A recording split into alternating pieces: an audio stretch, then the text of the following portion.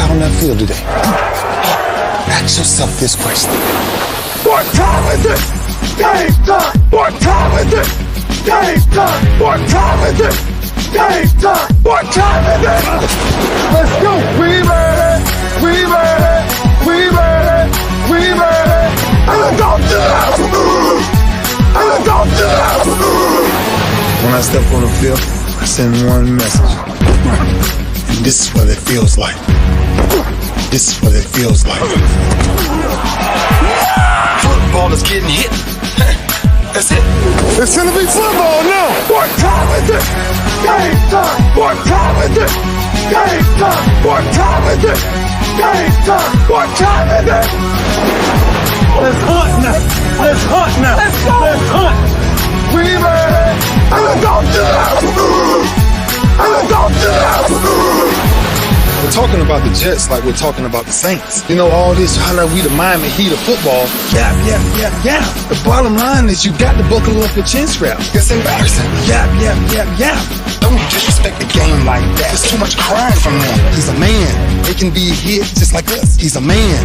You already make the big money. He's a man. Don't cry when you step on the field, man. That's war out there.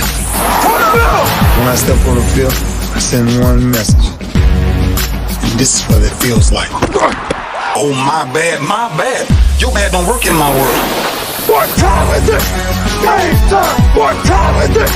Game time. What time is it? Game time. What time is it? Let's go. Let's go. Let's go.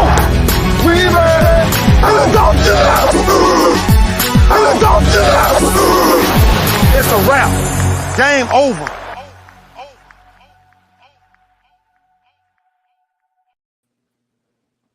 Hey, here we go. Welcome to the HBCU Stroll with the coach, Johnnie Cole. I got a special guest today, but before I bring him on, just want to say a couple things about him. This brother's done everything the right way. Since I've known him since 1981, being coached by his dad, he went on, he's graduated from Beaumont. Matter of fact, me and him got birthdays coming up here in August. Since the day I met him, when he was a Division I-A coach and I was just getting into business, there's never a time that I approached him that he wouldn't share his ideals and his experience. Vance has been a defensive coordinator at 3 different universities. He's coached under great coaches of Charlie Strong, Urban Myers, Lloyd Carr. He's also coached in the Chicago Bears. He played the game before. He played at several different NFL football teams, the St. Louis Cardinals, the Oklahoma Outlaws. He went to University of Texas, one of the biggest programs everybody knows in the country. And the reason why I wanted to do that, and I know Vance is a humble guy, and I'm going to bring him on in a minute, is that this brother's done everything right. But at the end of the day, you guys know that my show is about HBCU coaches, about Black coaches in college football, and about sports, period. And it's just time for us to recognize. I told you guys last week that I had talked with a white guy that's doing some diversity stuff. And I know where his heart was. I really believe that his heart was there. He was saying, well, Cole, I don't see color. I'm going to teach and I'm going to coach, whoever's in front of me. And I said, that's the problem. He's a white guy. I said, you got to see color. And that's why we're here today. So I want to bring on my friend, Vance. I want to first thank you for your time. It was the 4th of July. But what a better day to talk about, the unfairness of Black coaches. And and I don't come at a racial point, but I come at a awareness point that we got to be aware in the United States that Black coaches are being mistreated, especially in college sports. How you doing, Vance? I'm doing fantastic on the 4th of July and glad to be here and be a part of the program and wishing everybody a happy 4th out there. Well, Vance, kind of bring us up where you are. I think you're laying back now, sipping on pineapples. You saw them. I've been retired since they ran us out of Texas, so I've been retired since then. And people try to get me to come back and coach again. I say I'm done. Yeah. I don't have the patience. I'm a dinosaur. I coach a bit like my dad did. You know how my dad was. Yes, sir. Okay, and I get very intense. And today's coaching, these kids, if you yell at a kid, he wants to transfer. Mm-hmm. And I'm going to yell at the kid because I care about him. I want the best out of him, so I'm going to treat him like he's my own son. You do right, man, we're going to celebrate, jump up and down. You do wrong, it's the foot going to be coming somewhere. I mean, that's old school. And right. I don't think kids today can handle my style of coaching. I really don't. Yeah. Well, I want to piggyback off of you because that's how you've always made me feel, and you actually found me out and called me and invited me to the Chicago Bears, where I got an opportunity to go up there for 2 weeks and learned a lot of football, and not necessarily learned a lot, but seen a lot, where I seen guys that didn't look like me that was in positions, like Todd Haley was up there at that time coaching wide receivers. And, I got to know Todd, and he really told me his story and he was straight. He said, no, I didn't play college football. And I was just outdone. I was like, wow, you coaching on the best, you coaching on the top level, in football. And as a young guy, I said, yeah, well, my father knew Parcells and them, and they brought me in and they kind of walked me through as a scout. And so, man, that just blew my mind, Vance. I never said nothing to you about it, because I respect and that you had got me up there, and I knew I had to do the work to show that you done right. So I want to thank you for that as well. Yeah, that's part of it. It's my father taught me one thing: you pass it on. Anytime you could bring a guy up and give him an opportunity to watch, learn, and grow, to me, that's what it's all about. I don't want to keep it to myself. And I look at today's coaching. There's a lot of things that keep black coaches down right now. The new thing right now is called nepotism. Yeah. You look around the NFL or college coaching, now what's going on to keep fewer black coaches from moving up is that now these dads who are big-time coaches, they're hiring their sons, their nephews, and son-in-laws, which that's one few opportunity for us as black coaches. When I first got into coaching, 1987, my first college job, John, I was on the black coaching staff for 6 years. And you can't tell me they were not more qualified black men out there to coach D1. And I can see things right now, to be honest, heading back that way. You're getting fewer and fewer black coaches and fewer opportunities to move up the ladder to become head football coaches in D1 or in the NFL. Right. No, ain't no question. And I'm glad you said that, nepotism. If people don't understand, that's hiring folks in your family. But that's the thing about us, though. It ain't always about them, but that's about us, that we don't bring each other with us. But I want to ask you, Vance, you're sitting in there for 6 years. You're looking down the table right and left, and coaches come and go. And so I'm that guy on the outside because I got to give a guy like you a chance. And I already know where your heart is. Do you say, Coach, are you looking around the table? Do you think we need to get some black coaches in here? I'm on the outside. I'm asking, yeah, I see we're at the coaching convention. You making the money. Your slacks are falling off of you. And I'm saying, Vance, give me a chance. Can I get up there in there? So you in there, you looking around. Do you ever say to the head coach, Coach, can you hire a black guy? Or how does that? No, I've done that in the past. I mean, anytime I had to open, the first guy I'm going to recommend was a black coach. I'm going to make sure he's qualified. I'm not going to put a guy's name out there that can't do a job because, number one, I put my name on it. Right. But I want to give every young black guy an opportunity. When I was around, if a job came open, Coach, you'll take a look at this guy. Go to interview this guy because that's how my opportunity came. Right. I had a friend, Ken Pope, good friend of mine. My dad coached him back at Galveston Ball. Got him his first job in coaching. But Ken Pope opened the doors for me to get me a job in Navarro Junior College, and it took off from there. So my dad passed it on to him. He passed it on to me. So I've always tried to pass it on to other people. Right. And I've been able to help quite a few guys along the way by giving them recommendations. They go in there and do a good job. Right. And hopefully they return the favor to more young black guys coming up. Right. And, I just don't. You said something earlier about today, how it's going today, in 2020. we had 14 black coaches in Division 1A.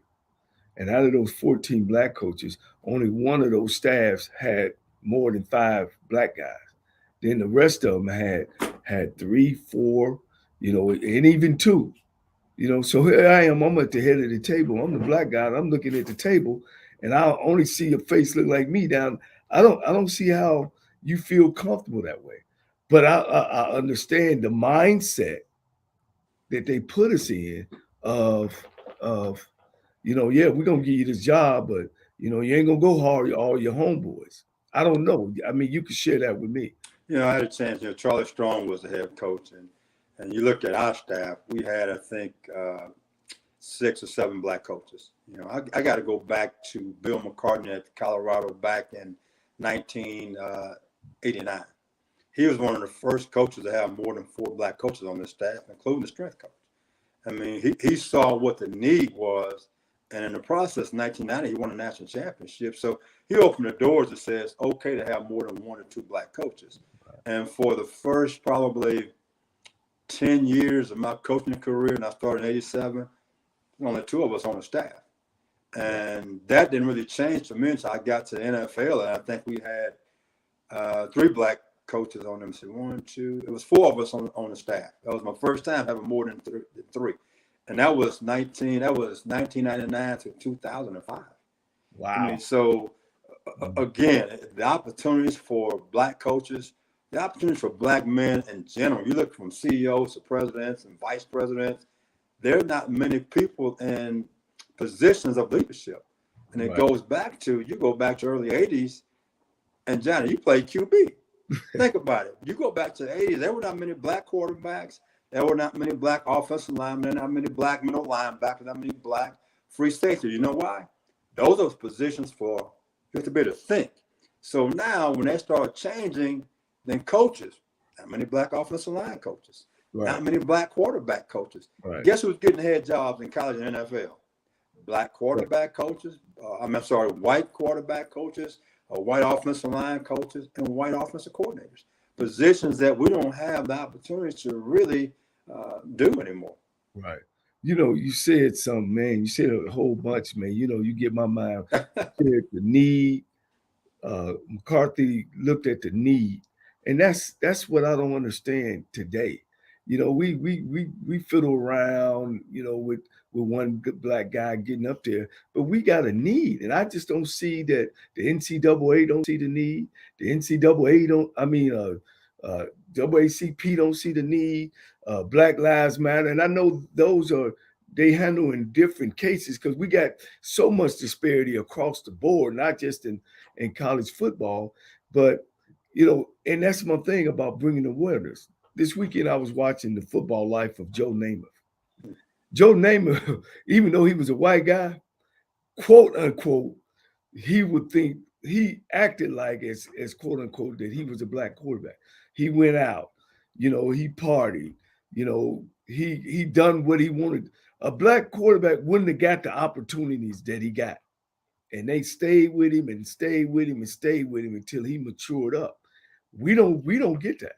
We don't get to mature up, And you were saying that back then when I was coming through, it was about how you carried yourself.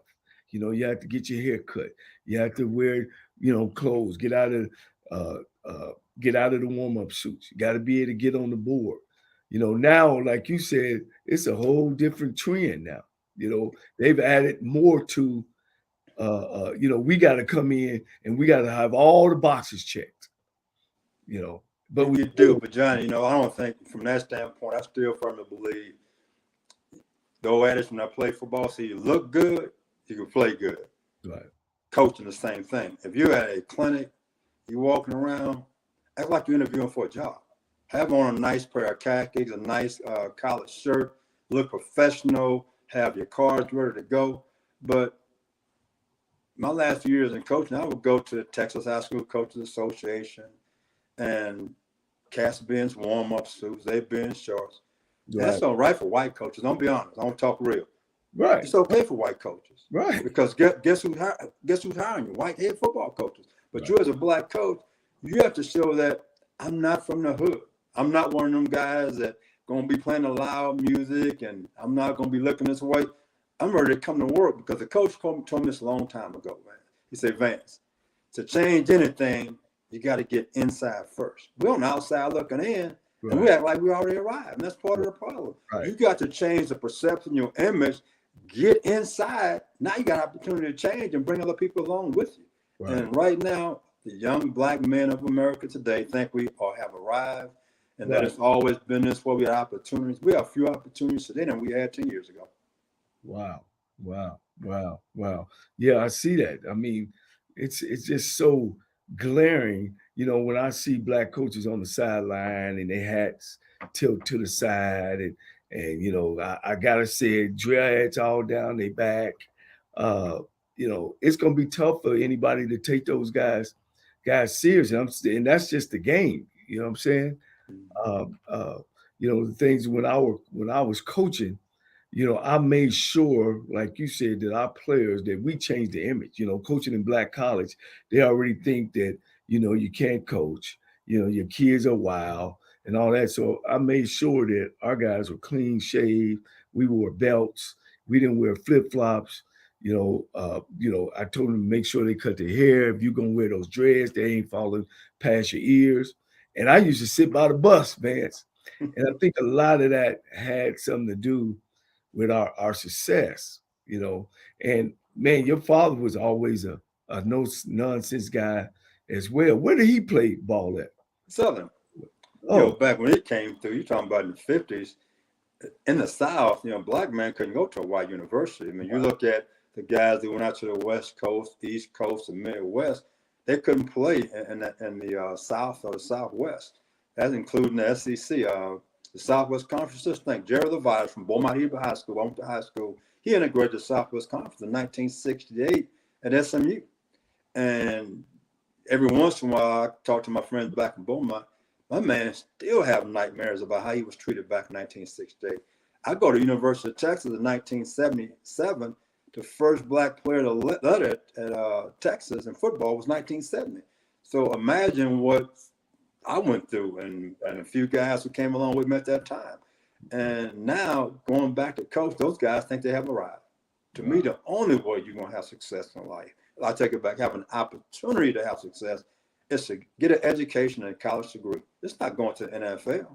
Right. And I think that the NLI and these kids getting paid, I call it glorified cheating, John. I want to be honest. It's going back to how it used to be. So it's about money right now. Parents today don't ask about education or depth chart. They ask how much money their son's going to get so they can spend the money. I mean, so I think with the transfer portal, the NLI, we have lost what's important, and education. Education opens up more opportunities for young black men today, and that's been lost. So we're going to lose a generation of black men because of transfers and NLI. Yeah, because here's what people don't understand too. And I didn't like it either. I don't like it either. I thought I believe that they should get some funding because they bring so much money to the university. But I thought that maybe they could do it across the board. You know what I mean? Not just one player, kid getting. I've looked at some of these reels and kids getting 8 million and 11 million, and they ain't even touched the college campus yet. I know. But I want to just go to get some money across the board so they could be appreciated, and that's just the way I felt about it. But here's the dark horse on that. What about all the kids' scholarships that are being taken? Now, my son is headed off to this 4-year institution, and he hasn't got where they need him to be as far as on the field yet, developed yet. The next thing you know, they bring him down to the office and tell him your scholarship is gone. Man, and there's some parents that's dealing with that. That's that new transfer situation. And to be honest, they cannot take your scholarship because athletically you're not where they want to be. You can actually fight that. But the thing about it, when I was in school, it was a 4-year scholarship. Yeah. And now they call it 4 1-year scholarships. You got to sign that thing every single year. Yeah. And still, they're not supposed to force you out, but they can make your life miserable. And so you want to leave, and you can see it right there on the wall. So I want to go. And I listen to everybody talk right now. They say the high school kids are going to lose because of the transfer portal. Well, I look at it like this. the Texas Southerns of the world, or Texas State, or UTSA, they're going to have opportunity to get better high school football players today than they did 5 years ago, because the big programs are looking for transfers right now. Right. The only thing about it is that when those guys become juniors or seniors, they might lose them because the kid might want to go to a bigger school. But initially, you got a chance to really improve your program. Right. And I've thought about what you just said about some of the lower schools being able to get some of the good high school kids. But just like you said too, is that these big schools are also looking at all conferences in these 1AA programs and recruiting their kids. Well, yeah, look at the guy from You got a University star of Pittsburgh. quarterback, next thing you know, he gone. Yeah, the guy from University of Pittsburgh won the Biletnikoff for the best wide receiver in the country, and he transfers. Yes. And all of a sudden, it's a bidding war between University of Texas and USC for the kid. He's leaving because his quarterback, of course, got drafted going to the league, so he felt like he was going to have a quarterback. But think about it. I don't care where you are, Johnny. If you're any good, the pro scout's going to find you. Right.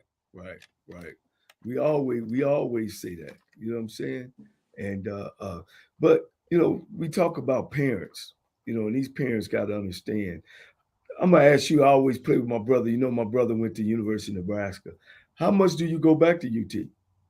Homecoming? I live in Colorado right now. I've been here for the last 6 years, and I haven't been back since I left. Yeah. And if I get back down to Austin, I might stop by there, but I don't know a lot of people there. The one person I was close to, Arthur Johnson, he's now the athletic director at Temple University. And so I don't have many tie-ins to the university right now. And I don't know anybody to call to go take a look at the place. Well, that's the thing about HBCUs, and I tickled with my brother. I said, man, I've been gone for 30 plus years.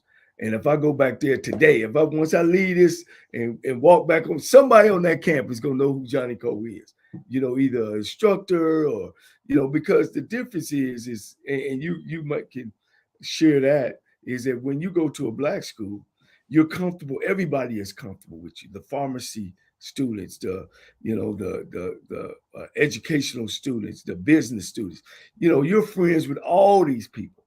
And at the end of your career, when you leave, and come back, everything is there for you. The music that they play, the food that they serve, and I know it's hard for an 18-year-old person to look, that far, but that's where the parents come in.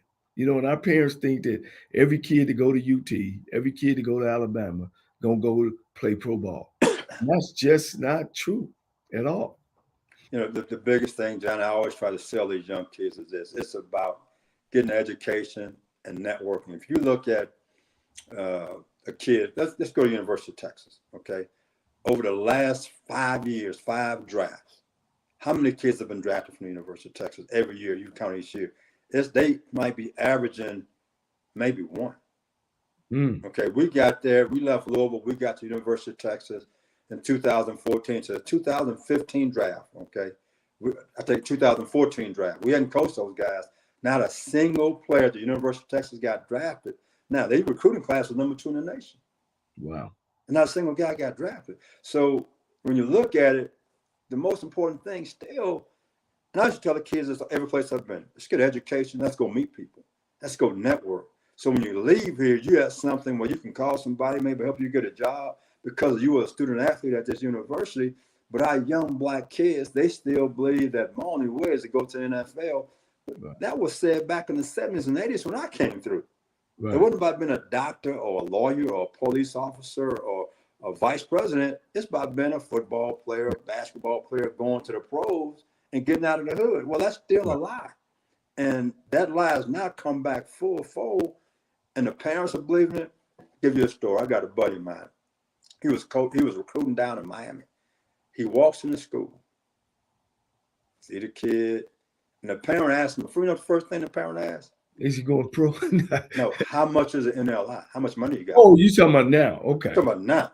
Oh, okay. He's a college coach recruiting high school kids. He say, how much money in NLI? He didn't ask about the depth chart, education, graduation rate, will my son fit in there socially? He asked about NLI money. Right. So it's all lost. And I think from that standpoint, you do need black coaches in college to stress that it's important that you get education, because as a black coach in college, you got to have a degree to coach. Right. And so now you can tell them the struggles you've been through. Because I tell guys, when I was a player at Texas, I almost screwed up. I almost flunked out of school because I was enjoying life too much, Johnny. I really did. And, my mom and dad both school teachers. Yeah. But I was able to overcome that and get my degree. Well, a lot of guys in my situation, they didn't have that background. You know what happened? They flunked out. Yeah. And I tell guys all the time, you can go work at Walmart. They're going to say there's a spill on aisle 35. Bring your bucket and mop. So if you want to go and get your education, bring your bucket and mop, go work at Walmart for a minimum wage and be content. Otherwise, don't complain. Don't worry about your NLI. Worry about getting that education. Right. Man, I want to reverse back on you. I know you, when you look back on your career and you see on the other side white guys who started with you, how many of them have moved on up to head coaches? And at the end of the day, how does that make you feel? I feel for you because I know you're a hell of a coach. I know I'm gonna you. give you a story, John. I interviewed for a head job. I'm not gonna say where I interviewed, and I had to go to the search committee.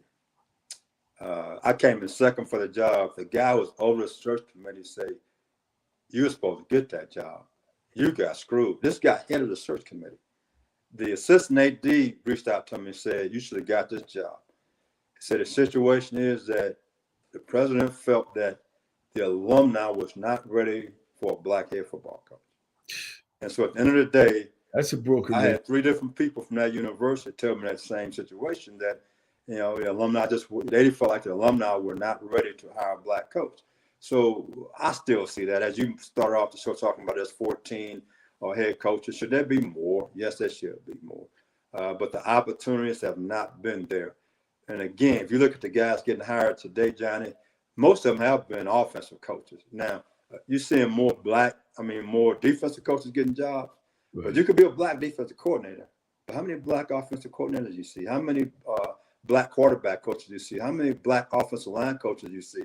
Those are guys, if you had 10 jobs, they get 9 jobs, and the defensive coach is getting that one. You're talking about 10%. And that's not a very high percentage. Well, we got 20 HBCU schools, and I guarantee you 9 of their offensive coordinators are white in black college. You got to be kidding me. No, in black college, and probably about 7 or 8 are white in defensive coordinators, and like you say, a quarterback coach, and that's just it's crazy, because we talk about them or PWIs, we're doing it our own selves in HBCUs. People ask me about Deion all the time, which I think Deion Sanders is doing a great job. But Deion's got to understand you can't holler, "Oh man, well, they treating us wrong, but then yet you go hard white coordinators. I get that. And believe me, he's making a big difference in HBCUs. But if you're gonna talk the talk, you gotta walk the walk as well. And I didn't know that, Johnny. He's making a big difference because he's bringing a public persona light on HBCUs, but at the same time, he's holding black coaches back too. Oh no, and that's sad. But again, and I always say this: white coaches are going to hire people that look like them. Black coaches are going to hire people that look like white coaches. And we're talking about, it's July the 4th. That's a great boy. You put that one on me. But it's true. But it goes back to slavery. We are not taught to love and respect ourselves as black men. We're taught to trust white people. And when you look at those situations, that's what you're saying. That's something. It's not new. That's something that they've been taught for the last 200 years. And so, as Martin Luther King said, we're still trying to overcome. Right. We're still in that situation that we're trying to overcome. And like today it's a holiday, okay? The Declaration of Independence. But you know what a couple of people sent me? At this time, 1776, we were slaves. We weren't free. Right. When the national anthem say "Land of the free, home of the brave," right. They weren't talking about us. Right. They're talking about white men. They weren't even talking about white women. Right. Let's talk about white men, and that's just the truth, and that's a fact that Right. people don't like to talk about, but it's the truth. So when you talking about coaching, it also happens when you look at any 500 company out there, Johnny. You Right. see white CEOs, white presidents, white vice presidents. Right. They're gonna have the one or two African Americans just to say we have our one or two there. I mean, so we have a long way to go, Yeah. but we got to continue to fight that fight. I get guys when some guys, mostly have had good response on coming on the shows that this conversation we having, it shouldn't feel uncomfortable. We hadn't mentioned the word. I mentioned the word race one time, racism one time, and now two. But it's just about it's what it is, and we need to bring awareness to that, and sometimes when I'm talking to my white friends, and sometimes they can't understand because they think everything is great. I give them. I said, look, 400 years that you genocide a culture, and when you finally release me, you release me with no education, you release me with no money, you release me with no property, no direction. So just for our ancestors just to start getting going, and then we ain't talking about the biological part of it, all the stress that you brought down, and all the, the lashings and trading your family and the buck farms and all that kind of stuff. I mean, all that's genetic that's been passed on from generation to generation. So, and that's why I ask you sometimes, for me being from a HBCU college, it's sad to say that it's almost like I accepted uh, that I would probably never coach at a PWI. So in my mind, I took the route of saying I'm good being a head coach at HBCU school. But Johnny, you I, didn't accept it. Your brother LC did the same thing. He said he got tired of fooling around, being overlooked, so he decided to go and coach, at a black college. now, And what you did, you actually a leader and a mentor to develop our young black men to respect themselves. So it's not taking a step back. That's an opportunity that you saw to help develop people. So that's how I look at that. right, And a lot of times, as a black coach, and sometimes it wasn't a lot of us, sometimes you get paid a lot of money. You got to make a decision to take a paying cut, a cut pay to go and coach at a black college. And that's a decision a lot of us haven't made or did not want to make because financially, you look at it on paper like one day I got to retire. And I don't want to do that because then financially I got to coach for a long time. right, And so that's part of the issue that you deal with also with a lot of situations because they always say if you go to a black college, therefore, and coach, you never have an opportunity to come back up. right. But it goes back to this and things that I've been saying. If you've been networking and you're meeting the right people and talking to the right people, somebody gonna come and get you. They always do because you can coach. Right. Let's kind of talk about some solutions, and I'll give you some numbers. Over 90+% of athletic directors in college football, college athletics. Let me take that. College athletics are white. Of course, the number in head football coaches at about 89% are white. When you hear those numbers, but you try to talk about a solution, we got to change some of those faces. What you do, but when I look at it, Johnny, we got to start educating ourselves and respect ourselves and help each other out. I mean, it's being from the Galveston Beaumont area. I used to go crabbing. Yeah. And you throw a crab in a bucket, and another crab, and one trying to get out. The next one start pulling them back down because he's trying to get out too. Right. So when I first got into coaching, it was just one of me on the staff. So you always concerned that they're gonna hire just another. If I leave, they're gonna hire a brother. Right. So Right. it's like we were fighting each other for jobs. So they pit us against each other, and therefore instead of working together, we were fighting against each other. And we need to stop that because there are opportunities everywhere. And if you help somebody out, it's going to come back to you tenfold. And that's where it has to start. We got to start helping each other out. And we just need to start talking to each other on how to be professional, how to move up, how to network, how to go to the right places to meet people, to network. Go visit the pro teams, go visit college teams, go visit Nick Saban, those type of things. Talk to him, let him see ball. You'd be surprised. Nick had a whole lot of brothers. Yeah. Well, it's funny that you said that. At the PWI, but that hurts us down in black college as well. Exactly what did you just said about we're hurting each other and we're fighting. And I use me and my brother as an example. I mean, we've won 2 or 3 national championships together. We've won conference championships. We've turned a total of 5 schools from being at the bottom around. But instead of embracing us, it's man, I'm not gonna hire that guy. I'm not gonna hire my replacement. And we do that to each other. You said it, it's crabs in a bucket.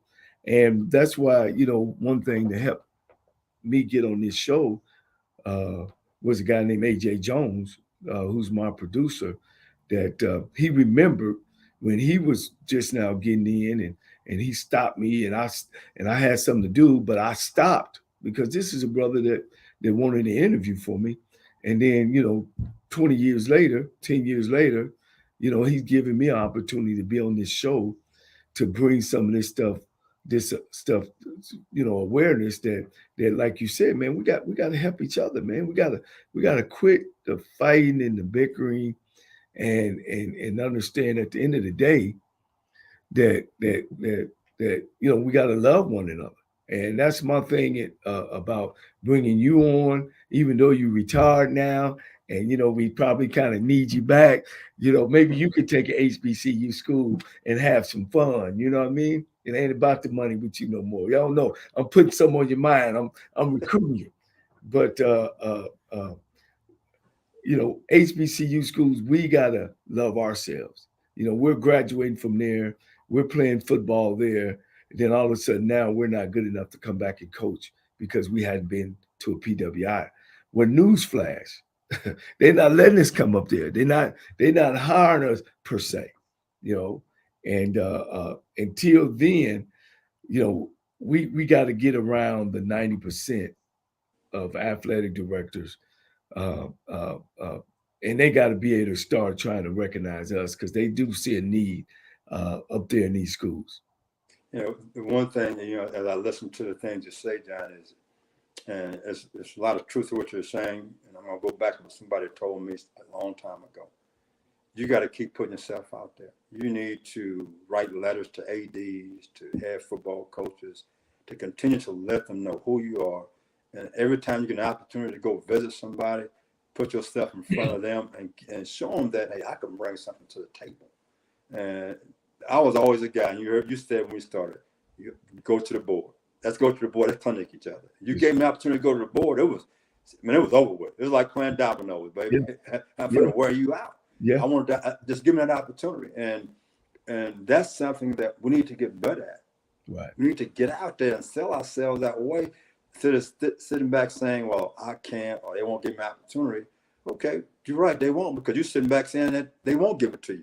Go make your opportunity. Don't stop there. Go to the clinics. Go to the colleges and visit with them. Can we come in with our staff and in the spring and talk ball with you? The white schools today, I'll give you some. We got to the University of Texas. Okay, we left Louisville.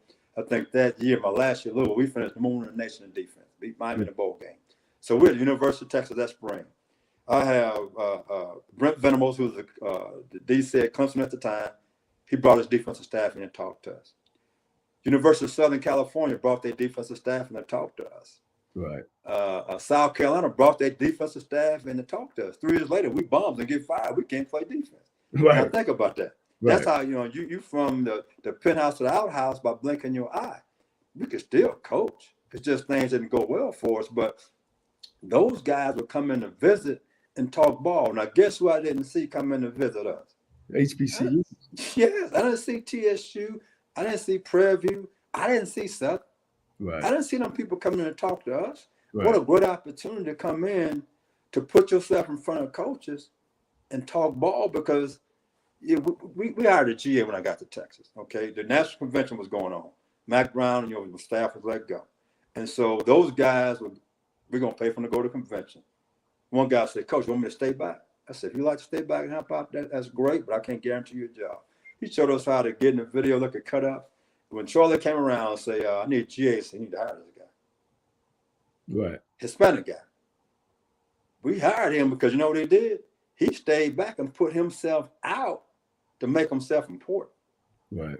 He made himself important enough that I say, hey, Charlie, this is the guy I want on defense. He's going to help us. And now he's a defensive coordinator. Wow. And I just talked to him 2 weeks ago. Wow. But again, black men a lot of times are afraid to do that. I could promise you most black GAs, they went to the convention to go party. Right. Instead of sitting back trying to work. Well, you know, and that's true. That is so true, Coach. You know, but you know, I've been down that road, and first, and that's what this show about. First, it's awareness for them, and it's better to be asked up than to be asked down. You know, I've done all what you have said, and maybe I didn't keep in touch with these people. You know, Chicago Bears twice, Dallas Cowboys twice, Alex Hubbard, those kind of guys, and we both agreed that it is an issue and it's a problem.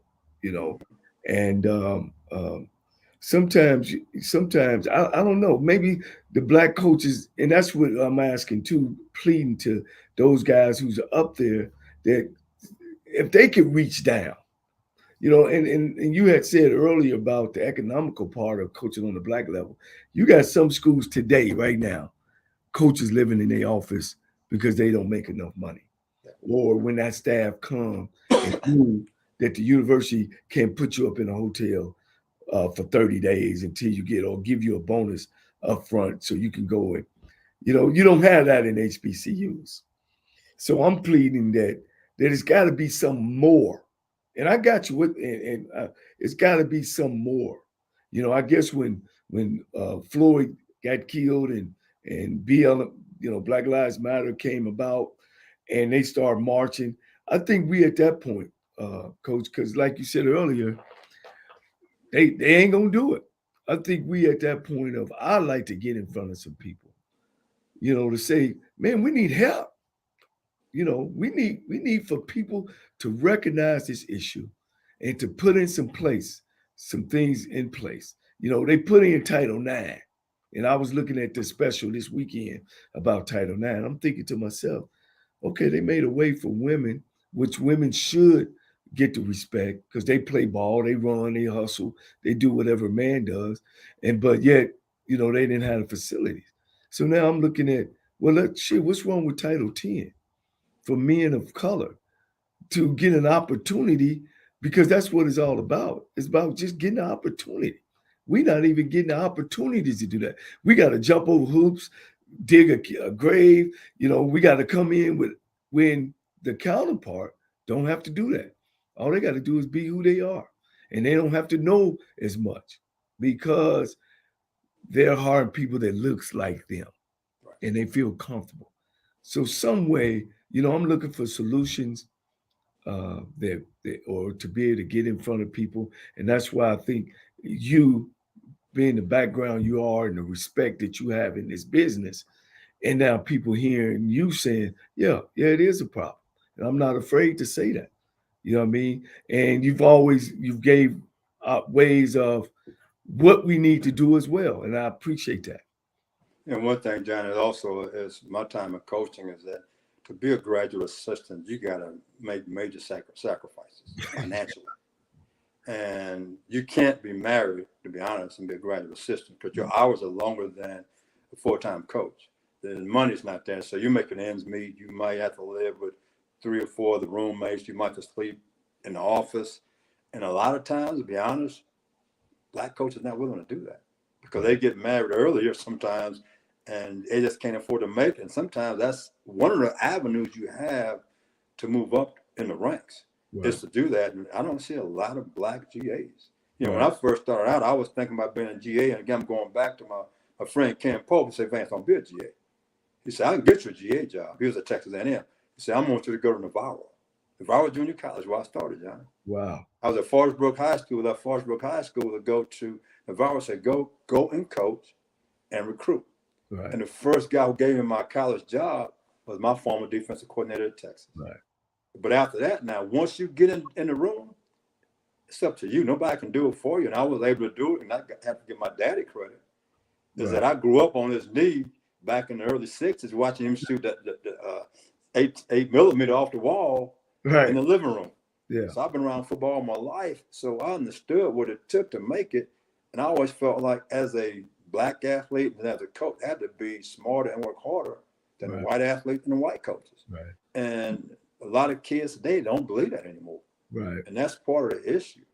Right. And like I said, I mean, it goes both ways, you know, and we still got to do more and be more, and you know, and it just, you know, it's right, but then again, it's not right when you compare the guy across from me because of what he looks like, you know, and he can go and do things a lot different than we are, but we can't give up on that as well, you know, of working hard and getting where we need to be, you know, intelligent wise, as well as present wise. You know, we got to work on those things. You know, I can't say enough about, you know, you and your dad and all the folks that you guys have touched. You know, I just hate to see you out, man. I heard you was retiring, but I couldn't believe it. You know, man, it's like I was down in Houston. I had 2 people call me with job offers. I'm like, I'm done. I'm not coaching. I'm not doing it. I don't want to be sitting in meetings all day long and be there 18 hours a day. I don't want to do that.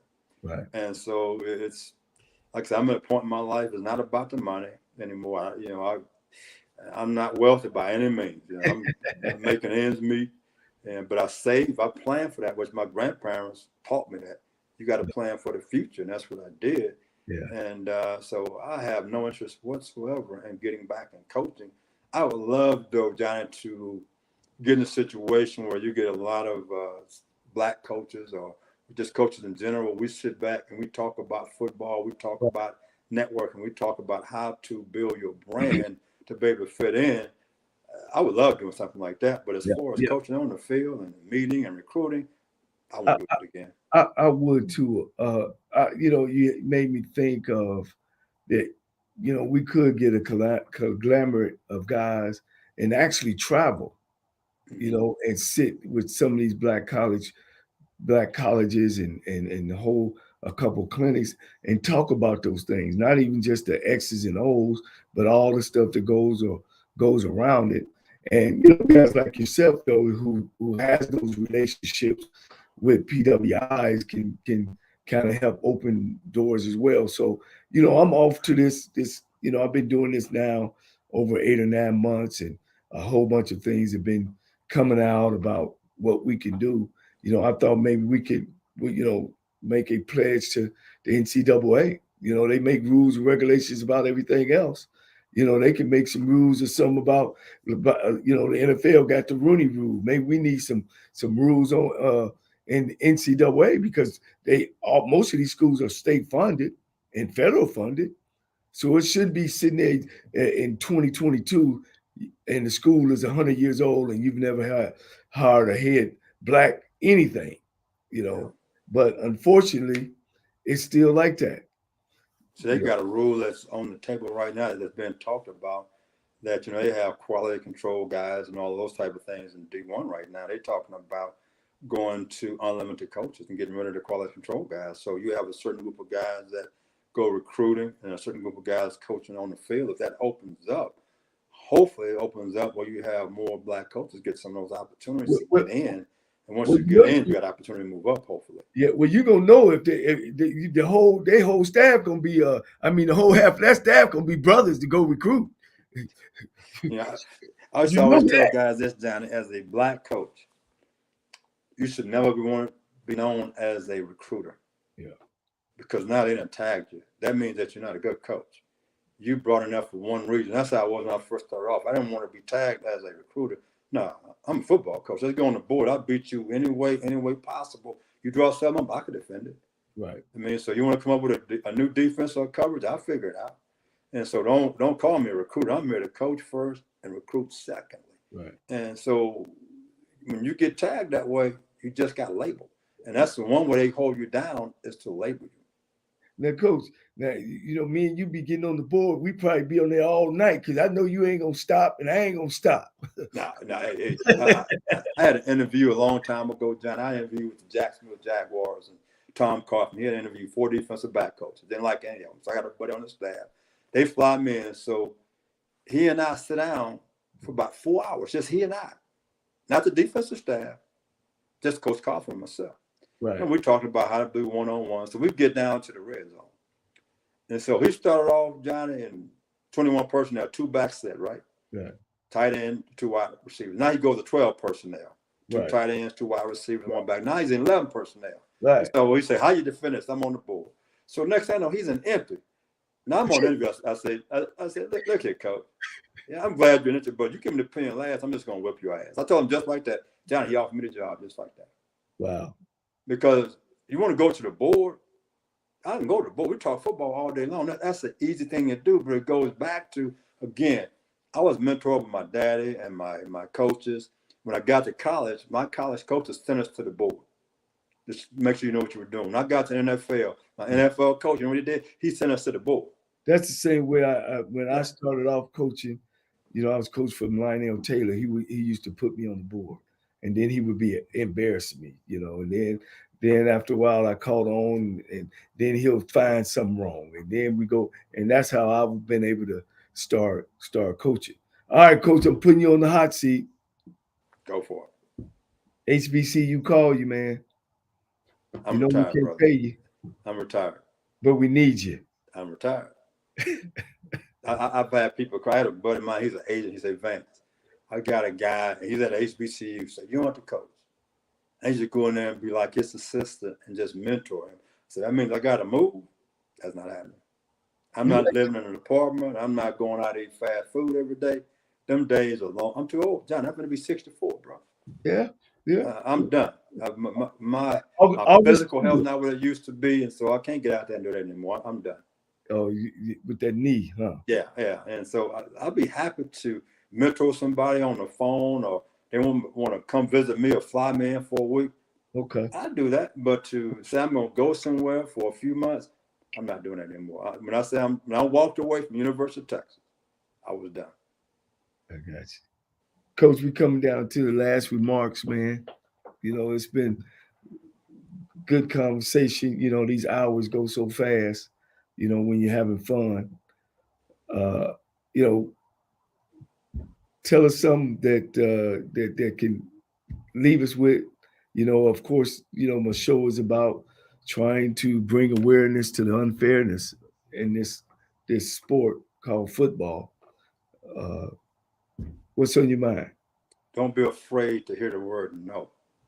There's nothing wrong with that, because you might hear no 7 times. The 8th time it might be yes. Sometimes we hear no and we just shut it down like, I don't have a chance. Well, you don't if you have the attitude. And you have to keep on pushing through. And the name of the game in anything, whether it's coaching, whether it's been in the banking industry, it's called networking. You need to meet people, get the right people on your side. And you do that by writing people, emailing people, keep your name in front of them. So when they get an opportunity, all of a sudden they say, wait a minute, I remember such and such just sent me this letter, he might be giving you a call. And sometimes we don't do this type of thing. Yeah. And the last thing I'll leave you with is dress for success. Yeah. You're a young black coach out there, don't go to all these different functions and you got shorts on and a raggedy shirt and that. Hey, you're not interviewing. Somebody's always watching you. So if that's the case, I'm always being interviewed. If I'm being interviewed all the time, I'm ready. Let's go to the board. I have my clothes on right now. I'm ready to get a job. I'm better than anybody you got. I can make you better if you give me an opportunity. Let me show you how. The name of the game, if somebody wants to hire you, how can you make me better? What do you bring to the table? Have an answer. I always told guys, I know I can make you better. Let me show you how. And they gave me an opportunity. It was over with. Mm-hmm. Well, man, I can't say enough. When I called you, you jumped right on it. You're a man of honor, of respect, great character guy. You've never turned me down. I can't say enough. And even though you kind of knew me when I was a youngster, But man, the game gonna miss you, and you know what I'm trying to do here. You come with some ideals, you're always welcome. If you make some calls, because man, I still got that burning in my belly, Coach. I think I got me a couple more. If the right call come, I'm gonna answer. So again, thank you enough. I'll be probably in touch with you, and I might be calling you as well. Okay? I'm always here, and wish you the best. I appreciate you. All right. To my audience, again, thank you very much. As they always say, when you're having problems, tie a knot at the end of the rope and hold on tight, because ain't nobody bad like you. See you next week, Monday, 12 to 1, the HBCU Stroll.